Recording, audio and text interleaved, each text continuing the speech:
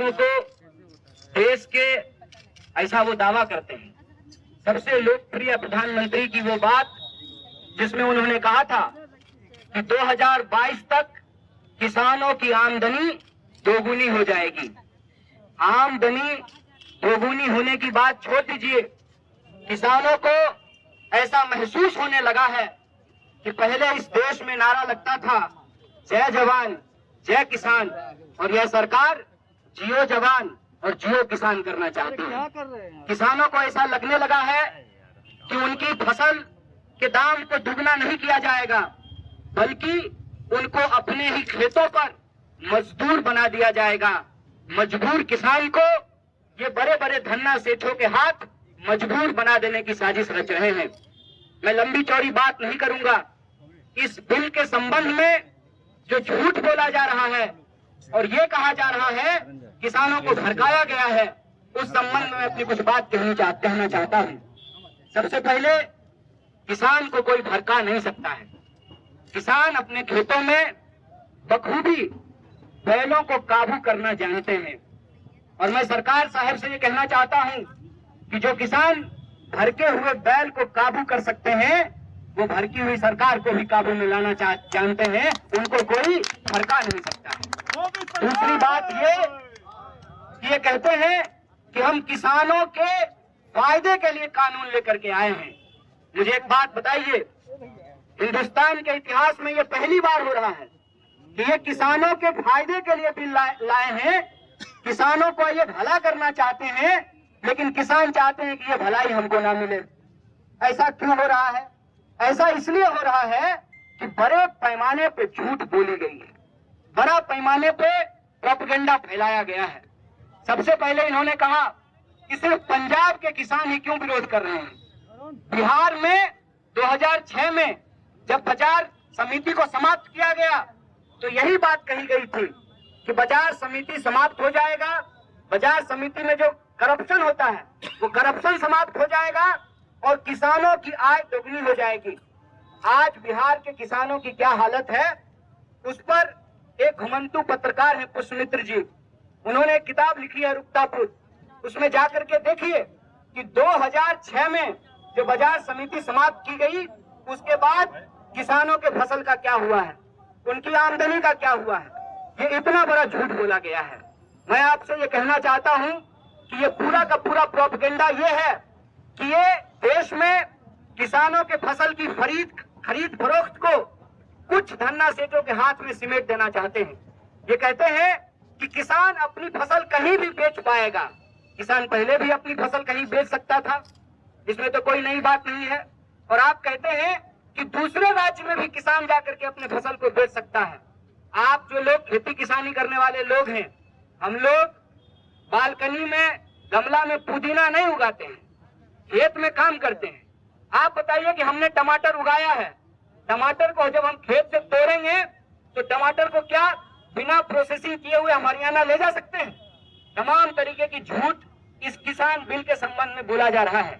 सीधी बात यह है कि आज इस देश में जो हम लोग को राजनीति का एक मॉडल देखा है कि जो लोग सरकार बहादुर को चंदा देते हैं हेलीकॉप्टर पे उड़ने के लिए, उनको जो इलेक्शन में कमीशन मिलता है, कहते हैं ना वन नेशन वन कमीशन की योजना का साजिश ये है कि इस देश में जिन धन्ना सेठों के कमीशन से यह सरकार चुनाव लड़ती है, चुनाव में हेलीकॉप्टर उड़ाती है, आसमान में उड़ती है, उन्हीं कमीशन के बदौलत ये इस देश के किसानों की धरती को उनके हाथों में गिरवी रख देना चाहते हैं। वन नेशन वन कमीशन की योजना ये है कि पूरे देश में चाहे किसान हो, मजदूर हो, BSNL हो, रेलवे हो, तमाम तरीके के संस्थानों को ये अपने प्रिय दोस्तों के हाथ में बेच देना चाहते हैं। और ये जो बिकवाली है, ये बात याद रखिएगा कि आज के किसान जब इस बिकवाली का विरोध कर रहे हैं तो ये सिर्फ किसानों की लड़ाई नहीं है, ये लड़ाई सबसे पहले इस देश के मिडिल क्लास और गरीबों की लड़ाई है। मिडिल क्लास और गरीबों की लड़ाई कैसे है आप देखेंगे। हम पटना में बात करते हैं, जब बख्तियारपुर के किसान, भंडारक के किसान सब्जी लेकर के सुबह शटल से आते हैं पटना, तो तमाम मंडियों में सब्जियां पहुंचती हैं और वहां पे कंपटीशन होता है। और मिडिल क्लास के जो लोग हैं झोला लेकर के 5 दुकान में घूम करके सस्ता भिंडी और सस्ता मिर्च खरीद लेते हैं। लेकिन जब किसानों की खरीद फरोख्त का अधिकार एक कंपनी के हाथ में होगा, तो जैसे इस देश में आपको याद होगा कि बीएसएनएल जब रेट तय करती थी, बीएसएनएल के पास जब लाइसेंस था तो प्राइवेट कंपनियां कंपटीशन में फ्री जियो धनाधन करा रही थी। जब से बीएसएनएल समाप्त हो गया है, तब से आप देख लीजिए कि लगातार मोबाइल के इस्तेमाल करने का जो रेट है वो बढ़ता जा रहा है। मैं यही कहना चाहता हूं कि इस पूरी की पूरी लड़ाई में एक बात है कि अगर दूसरे उत्पाद को उपजाने वाले या बनाने वाले जो लोग हैं वो उसका एमआरपी तय कर सकते हैं, तो क्या किसान अपने फसलों का एमएसपी नहीं तय कर सकते हैं? और किसान क्या मांग रहे हैं? किसान कह रहे हैं कि आपने कानून बनाया है तो सबसे पहले जो आप ये दावा करते हैं कि एमएसपी समाप्त नहीं होगा, तो आप यह बात कहिए, आप यह बताइए कि अगर कहीं भी एमएसपी से कम पे खरीद होती है तो ये एक आपराधिक काम होगा, उसके ऊपर क्रिमिनल केस किया जाएगा। आप बिहार का उदाहरण लेकर के देख लीजिए, तमाम फसलों का जो एमएसपी तय किया जाता है, उस एमएसपी से नीचे धान की खरीद होती है, मक्के की खरीद होती है, गेहूं की खरीद होती है। अभी तो सिर्फ कुछ अनाजों का एमएसपी तय किया जाता है। मैं कहता हूं कि हम सिर्फ अनाज खा करके जिंदा नहीं रहते हैं, हमको तेल की जरूरत पड़ती है, हमको टमाटर की जरूरत पड़ती है, हमको सब्जियों की जरूरत पड़ती है। क्या किसी भी चीज का एमएसपी तय किया जाता है?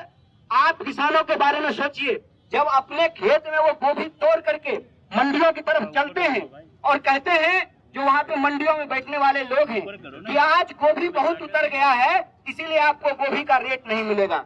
इतना कम रेट मिलता है किसानों को कि कई बार वो खेत में ही फसल छोड़ देते हैं।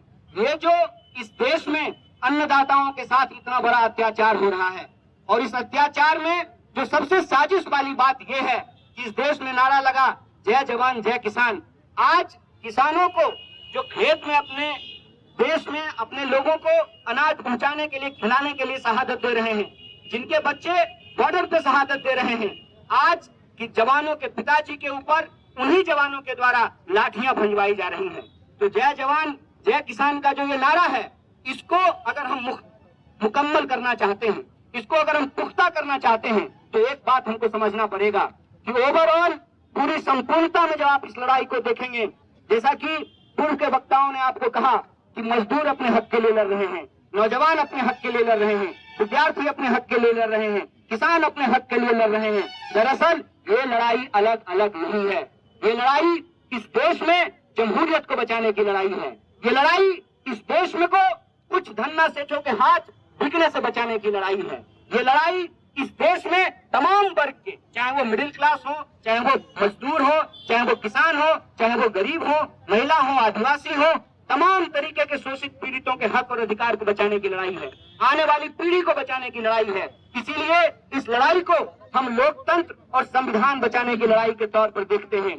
इसीलिए हमारा आप तमाम लोगों से आग्रह है, और एक बार यहाँ जो मौजूद हैं तमाम किसान संगठन के लोग, उनके तमाम नेताओं को और आप तमाम साथियों को बधाई देते हुए, उनका स्वागत करते हुए कहना चाहते हैं कि इस लड़ाई को हमको जय जवान जय किसान और जय संविधान के तौर पे लड़ना पड़ेगा, और इस देश की सरकार को बताना पड़ेगा कि इस देश में जो कमाने वाले लोग हैं, उनके कमाने के अधिकार को, उनके काम को, उनके फसल के दाम को और लोगों के पढ़ने लिखने काम करने के अधिकार को आप छीन नहीं सकते हैं। ये हमारा लोकतांत्रिक अधिकार है, और इस लोकतंत्र को बचाने की लड़ाई में किसानों, मजदूरों, आम लोगों को बचाने की इस लड़ाई में हम लोग कंधे से कंधे मिला करके खड़ा हैं। हम किसान नहीं हैं, लेकिन हम किसान परिवार से आते हैं, और हम ये जानते हैं कि किसान अगर अनाज नहीं उगाएगा, आप सोचिए कि अगर किसान मशरूम नहीं उगाएगा तो मोदी जी का गाल जो है वो टमाटर की तरह टूटू लाल होगा।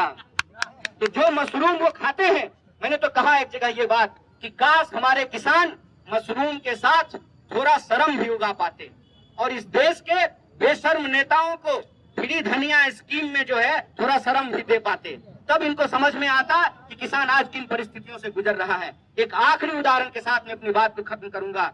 दिल पे हाथ रख करके आप एक बात भी सोचिएगा, इस देश में कलेक्टर साहब का बेटा कलेक्टर बनना चाहता है, एक्टर साहब का बेटा एक्टर बनना चाहता है, डॉक्टर साहब का बेटा डॉक्टर बनना चाहता है, फार्मर साहब का बेटा फार्मर क्यों नहीं बनना चाहता है? आप सबके लिए, हमारी रगों में दौड़ने वाले खून के लिए, सांस के लिए अनाज सबसे बुनियादी जरूरत है। उसको पैदा करने वाले जो किसान हैं वो अपने बच्चों को किसान क्यों नहीं बनाना चाहते हैं? क्यों हमारे पिताजी ने कहा कि जाओ दिल्ली तैयारी करो, कलेक्टर बन जाओ? क्यों उन्होंने नहीं कहा कि गांव में रहो, खेती करो, फार्मर बनो? और कहते हैं कि अन्नदाता धरती पर सबसे बड़े महान काम में लगे हुए हैं। आज अन्नदाता अपने बच्चों को किसान क्यों नहीं बनाना चाहते हैं? इसीलिए नहीं बनाना चाहते हैं कि उनको मालूम है कि हार तोड़ मेहनत करने के बाद जब वो अपने फसल को बेचने के लिए जाएंगे तो उनका फसल ही उनके लिए फांसी का फंदा बना दिया जाएगा। ऐसी व्यवस्था देश के अंदर की गई है। इस व्यवस्था को बदलने के लिए देश के जो किसान हैं उनके पक्ष में हम तमाम लोगों को, चाहे हमारा कुछ भी प्रोफेशन हो, हमारा कोई भी वर्ग हो, उनके साथ हमको खड़ा होना चाहिए। और हमको ये सोचना चाहिए कि किसानों को बदनाम करने की जो साजिश है, इस बदनामी से हमको घबराने का जरूरत नहीं है। और एक उदाहरण आप लोग जानते हैं कि जब किसी विधवा की जमीन कब्जा करना हो तो सबसे पहले उसका चरित्र हरण किया जाता है, सबसे पहले उसको डायन होने का आरोप लगाया जाता है। और आज जब देश के किसान अपने हक के लिए लड़ रहे हैं तो टीवी स्टूडियो में बैठे हुए बिके हुए पत्रकार किसानों को बदनाम कर रहे हैं और वो कह रहे हैं कि पंजाब के किसान ही क्यों विरोध कर रहे हैं। तो साहब, आंख खोल करके देख लीजिए, पंजाब के किसान सिर्फ विरोध नहीं कर रहे हैं, पंजाब के किसान इस आंदोलन की अगुवाई कर रहे हैं। और ये बिहार की धरती है।